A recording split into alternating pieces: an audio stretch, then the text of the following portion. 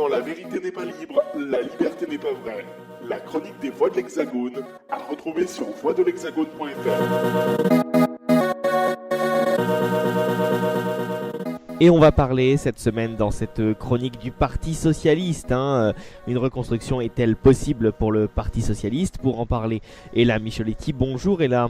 Bonsoir Martin. Alors justement, première question et elle est très vaste. Ella, quelle reconstruction possible pour le Parti Socialiste? Eh bien Martin, c'est en effet une question qu'on peut se poser car depuis le printemps dernier, le PS n'en finit plus de sombrer, au point de finir, comme chacun le sait, à 6% au premier tour de la présidentielle et à 7,44% au premier tour des législatives. À l'Assemblée nationale, les socialistes ont enregistré une baisse de 252 députés. On compte seulement 30 socialistes dans l'hémicycle actuellement. Un sondage Harris Interactive du 3 et 4 mars révèle que 33% des Français ont envie de voir le PS jouer un rôle moindre. 42% le même rôle, qui est déjà faible, avouons-le, et 21% un rôle plus important. Un sondage du même organisme datant du 5 et 6 mars nous apprend que 77% des Français ont une mauvaise opinion du PS. Alors, si des difficultés existent aussi chez les Républicains, elles semblent vraiment encore plus grandes au Parti Socialiste. Pour quelles raisons? Eh bien, tout d'abord parce que l'espace politique du PS est aujourd'hui extrêmement restreint. Idéologiquement, il est pris en étau. En effet, à sa gauche, une extrême gauche mélenchoniste qui se revendique très tranchée et qui est à l'avant-garde, à l'Assemblée nationale, comme sur les réseaux sociaux, de l'opposition à la politique macronienne. Une extrême gauche qui, avec la personne de Jean-Luc Mélenchon, a fini 4e à la présidentielle. À sa droite, ce fameux grand centre ou extrême centre d'Emmanuel Macron. Or, tout le monde sait que le PS s'est converti au libéralisme, au libre-échangisme et à la mondialisation dérégulée dans les années 80 et 90, notamment avec le traité de Maastricht. Une des rares personnalités anciennement socialistes opposées au libre-échangisme étant Jean-Pierre Chevènement. Donc, même s'il s'en défend et tente de se positionner en opposition à Emmanuel Macron, le PS n'a de toute façon plus rien de socialiste économiquement. De nombreux socialistes sont finalement dénotables, avec le cœur à gauche, mais le porte-monnaie à droite, qui ont souvent vilipendé des socialistes de l'aile gauche avec un programme plus tranché ou fait des leçons de morale à la droite. Ces fractures idéologiques du PS rendent son espace politique très mince. Ouais, le cœur à gauche et le porte-monnaie à droite, c'est assez fou. Donc effectivement, ces fractures rendent l'espace politique du Parti Socialiste très mince, mais est-il totalement inexistant ? Eh bien, inexistant peut-être pas, mais pour combler cet espace politique, il faudrait que le PS arrive à se positionner comme opposant réel à la politique macronienne. Dans le débat du 7 mars sur LCI pour le futur poste de premier secrétaire, seuls Emmanuel Morel et, par certains égards, Luc Carnouvas se sont posés en opposants farouches et déterminés selon une ligne, pour le coup bien à gauche. Et le choix des termes est très important aussi. Emmanuel Morel s'est lui-même qualifié d'opposant frontal à Emmanuel Macron et assume aussi son côté frondeur vis-à-vis du PS. Il évoque par exemple un socialisme décomplexé, une vision antilibérale et se montre totalement critique du quinquennat François Hollande. Personnellement, je pense que c'est là la seule stratégie potentiellement gagnante pour le Parti Socialiste. Stéphane Le Foll et même Olivier Faure, sous certains aspects, ne sont pas dans cette vision du passé faisons table rase. L'élection de Stéphane Le Foll comme premier secrétaire du PS serait pour le parti se tirer une balle dans le pied, revenir en arrière et montrer aux Français qu'il n'a rien compris. Or, si le PS veut renaître, il doit rompre avec ce quinquennat au mauvais bilan de François Hollande et être un adversaire affirmé d'Emmanuel Macron, ce qui n'est pas le cas aujourd'hui.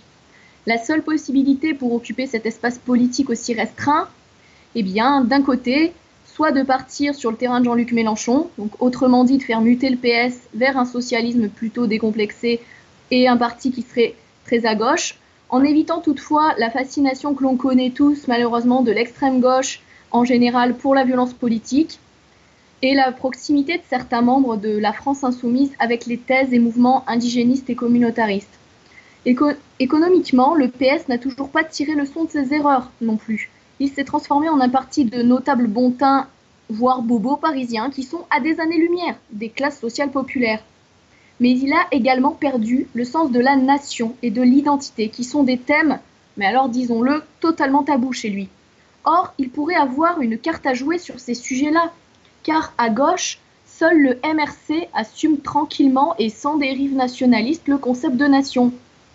C'est là un point noir de l'extrême gauche d'ailleurs. Une partie des militants a toujours cultivé le goût de l'internationalisme, mais au détriment de celui de la nation française, et semble parfois détester tout ce qui est synonyme de France franchouillarde et enracinée.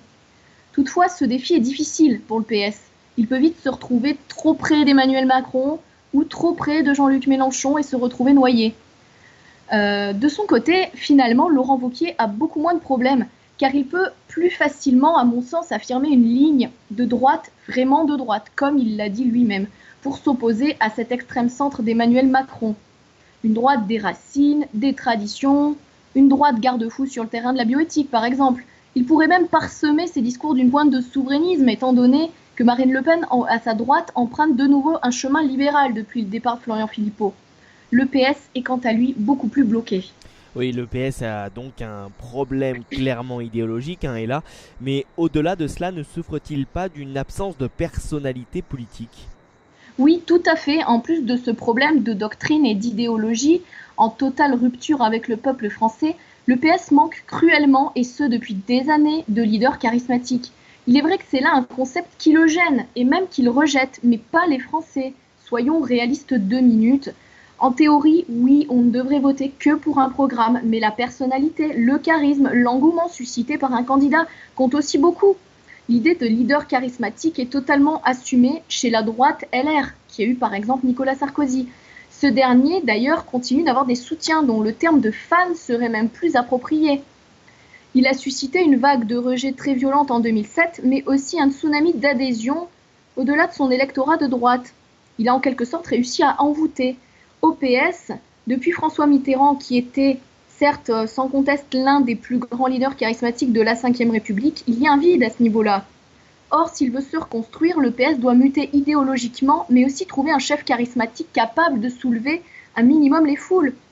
Mais est-il prêt à le faire? Et surtout, cherche-t-il à le faire?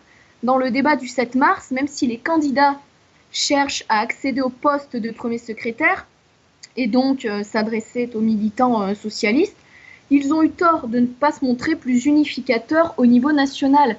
Ils auraient dû parler aux Français, même si l'issue du débat porte sur la présidence du parti.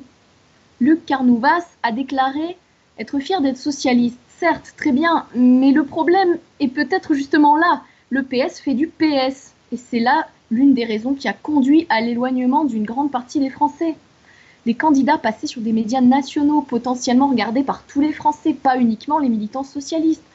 Alors, polémiquer sur le bilan de François Hollande et n'évoquer l'Europe, la crise migratoire et la laïcité que 5 ou 10 minutes, eh bien, c'était le meilleur moyen de faire fuir les téléspectateurs. Et c'est ce qui s'est passé, ils étaient seulement 200 000. Mais pourtant, ce débat leur a tout de même offert une couverture médiatique d'un niveau national. En effet, certes, mais encore une fois, elle est à relativiser car ils n'ont pas su saisir l'opportunité. Or, le PS est en train de sortir du champ médiatique depuis des mois. Pour revenir sur le devant de la scène, il faut penser au-delà de la tambouille interne. Les militants vont faire leur choix, d'accord. C'est très bien, c'est important, mais ce qui compte le plus dans le paysage politique français, c'est l'ensemble des citoyens. La renaissance du PS passera par la France entière si elle doit se faire. De plus, les médias ont le pouvoir de gonfler un événement, une personnalité. Surtout la presse people quand on sait s'entendre avec elle, comme l'ont fait Emmanuel et Brigitte Macron. Ne serait-ce que le choix d'un titre comme celui d'un article du Huffington Post du 9 mars, donne parfaitement le ton. Le candidat socialiste Emmanuel Morel, sosie de Hollande, préférerait ressembler à Brad Pitt. Écoutez Martin, ce titre est tout simplement pathétique. Si le Huffington Post avait voulu mettre en avant le fait que Emmanuel Morel a été le meilleur des 4 débatteurs, ce qui a été le cas en effet, il aurait titré La Révélation ou un titre, un exemple de ce genre de titre. Plus percutant. Voilà, tout à fait. Mais en plus, aucun média n'a jamais titré sur le fait qu'Emmanuel Macron ressemble à Boris Vian. Pourtant, tout le monde y a pensé. C'est triste à dire, mais aux yeux des médias et aux yeux des Français, le PS n'est plus attractif ni crédible. S'il veut le redevenir, il va devoir faire un lourd, très lourd travail sur lui-même et se débarrasser de ses vieilles lubies. Et encore, tout ne dépendra pas de lui. Il sera tributaire de la réussite ou de l'échec de la majorité en place. mais également de la capacité de la droite à se reconstruire, peut-être autour de Laurent Wauquiez. Voilà, et en quelques mots, donc pour terminer cette chronique, les articles à retrouver sur voixdelhexagone.fr. Et bien tout d'abord un article de Pierre-Henri Paulet donc sur les élections en Italie, daté du 5 mars dernier, un lendemain des élections, une journée particulière. Un article dans lequel Pierre-Henri Paulet vous explique à quel point le parti anti-système Mouvement 5 étoiles, qui enregistre de très loin le plus gros score, apparaît comme un nouvel avertissement pour l'Europe. Et puis un article que vous signez également sur une page des Voix de l'Hexagone, le cœur et les mots, sur Abou al-Attaya, la vie ne vaut pas d'être vécue sans la mort, c'est bien cela, Ella. Oui, c'est tout à fait ça, sur un poète arabe du 8e siècle. Merci beaucoup Ella Micheletti pour toutes ces précisions donc autour du Parti Socialiste, le PS, quelle reconstruction possible.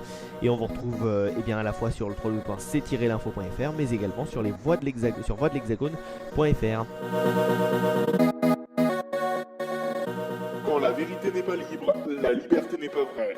La chronique des Voix de l'Hexagone à retrouver sur voixdelhexagone.fr.